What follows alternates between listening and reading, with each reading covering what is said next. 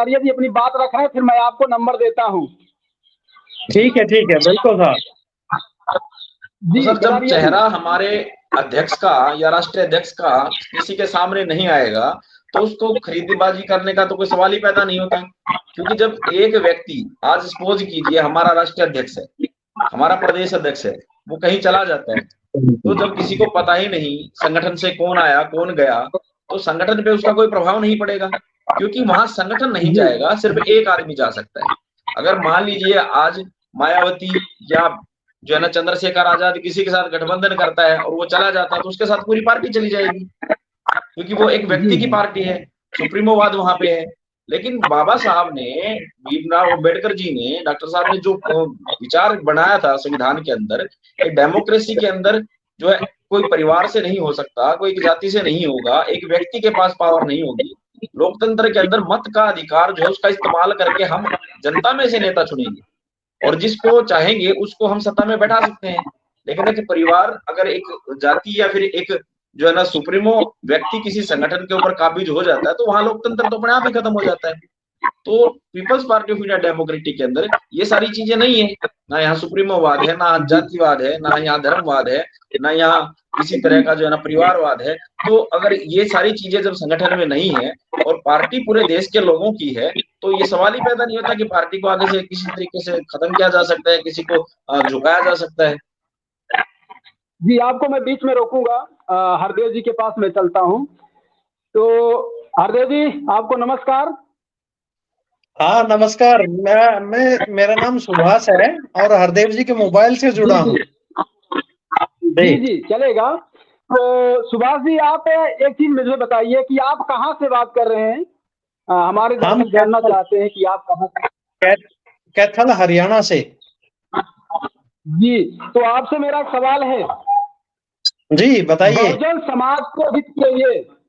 बहुजन समाज के हित के लिए जातीय जनगणना कितना जरूरी है, और अगर आपकी पार्टी सीपीआईडी जीत करके पूरे प्रदेश में या देश में आती है, आज नहीं तो कल, तो क्या जातीय जनगणना जो है बहुजन समाज के हित के लिए वरदान साबित होगा? बहुत अच्छा सवाल किया है साहब आपने। जो जातीय जनगणना का सिलसिला जो शुरू हुआ वो 1881 से शुरू हुआ और अंग्रेजों के टाइम से शुरू हुआ, और लास्ट जो जनगणना हुई वो 1941 की जनगणना हुई। और इसमें 1931 में पिछड़ा वर्ग पूरे देश में 52% का है। और जब गुलाम भारत में जातीय जनगणना हो सकती है, तो आजाद भारत में ना कांग्रेस करवा रही है और ना बीजेपी करवा रही है। उसके पीछे कारण यही है कि जैसे हमारे संविधान ने या बाबा साहब अम्बेडकर ने एक बात कही कि भाई जिसकी जितनी संख्या भारी उसकी उतनी हिस्सेदारी, हमारा संविधान ये बात कहता है। परंतु वो अभी तक अगर हम 16/4 और 15/4 को देखते हैं तो उसमें हमारी जो हिस्सेदारी है वो तो ज्यादा है, पर हम शासन प्रशासन में संविधान के तीनों पिलरों में देखते हैं, आपके न्यायपालिका में, कार्यपालिका और विधायिका में, तो हमारे लोगों की हिस्सेदारी है ही नहीं, और है तो बहुत कम है। तो इसलिए हमें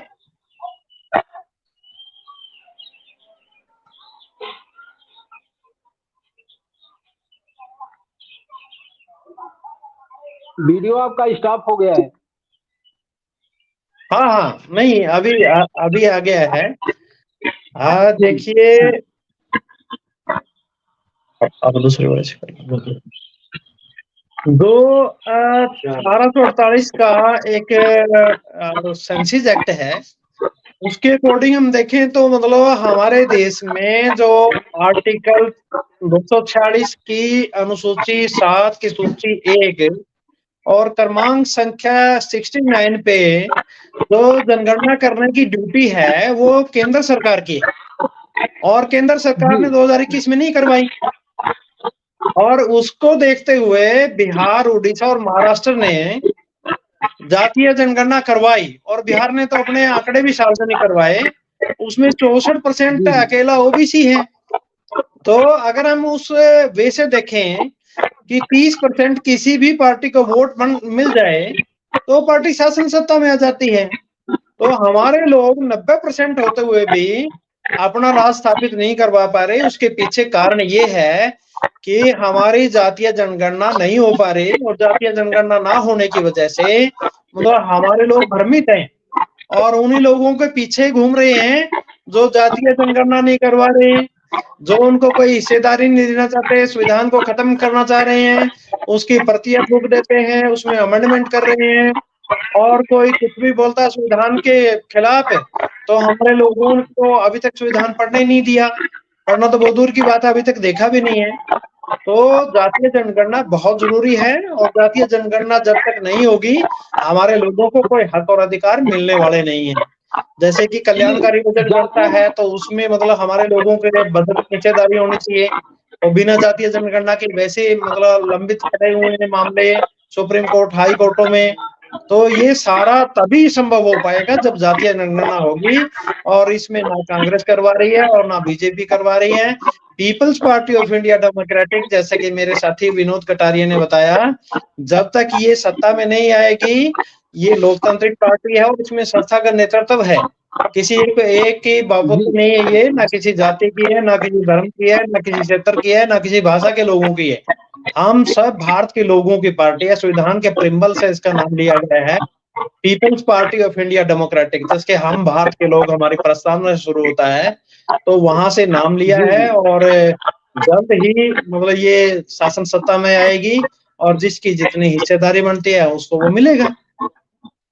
मैं आपको एक बीच में एक सवाल और रखूंगा कि अभी ओबीसी को 27% आरक्षण मिला है, जिसकी आबादी तकरीबन मान के लिए 53%, पहले जाति जनगणना जिस तरीके से हुई थी उसके अनुसार 53% है, तो 27% को आरक्षण मिला है। तो जो एससी समाज से आते हैं उनको 22% का मिला है, जो सवर्ण समाज से आते हैं उनको 10% का आरक्षण मिला है। ये टोटल आप कर लेंगे तो इधर 27% और 22 हो गए 49, 10 59%। बाकी जितना परसेंट बचता है 41% समथिंग, जैसे 100 रोटी है आपके पास, तो उसमें से अगर आप 27 ओबीसी को दे देंगे, 22 जो है आप एससी को दे देंगे, 10 सवर्ण को दे देंगे, लेकिन जो 41 रोटी है बची वो कौन खा रहा है? एक लॉजिक सवाल जो है, ये लॉजिक सवाल बड़ा क्लियर है। इसमें मगर जो सामान्य जाति के जो लोग हैं वही लोग जातीय जनगणना नहीं होने दे रहे, और वही जो आरक्षण के खिलाफ कभी वो संगम में जाकर के कभी गंगा में जाकर के वो लोग मतलब वहां खड़े होते हैं, और जो हिस्सेदारी है एससी एसटी ओबीसी और माइनॉरिटी के लोगों की वो उनको लेना नहीं देना चाह रहे। और दूसरी बात ये है कि हमारे लोग भी संविधान को अभी तक नहीं उन्होंने पढ़ा है। अगर वो जातीय जनगणना हो जाए और जातीय जनगणना होने के बाद जितने भी हमारे संवैधानिक पिलर हैं उसमें जनसंख्या के अनुपात में हिस्सेदारी मिल जाए, हम ये नहीं कह रहे कि सामान्य श्रेणी के लोगों को ना मिले, उनको भी मिले, जो परंतु उतना मिले जितना उनका हिस्सा बनता है। अगर वो 10% है तो उनका 10 रोटी दे दीजिए, कोई प्रॉब्लम नहीं है। पर जो 90% के लोग हैं उनको 90 रोटियां मिलनी चाहिए।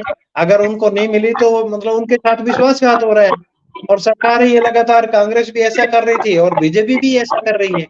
आप मतलब देख ही रहे हो, बीजेपी अभी जो जनगणना का मुख्य कारण ये है कि जबकि 2018 में राजनाथ ने कहा था कि हम जातीय जनगणना करवाएंगे, परंतु मतलब जैसे 2021 आया उसके बाद मतलब कोई जातीय जनगणना का उन्होंने मतलब कोई नाम नहीं लिया, और उसके बाद उन्होंने जानबूझ करके मतलब ये लंबित रखा मामला।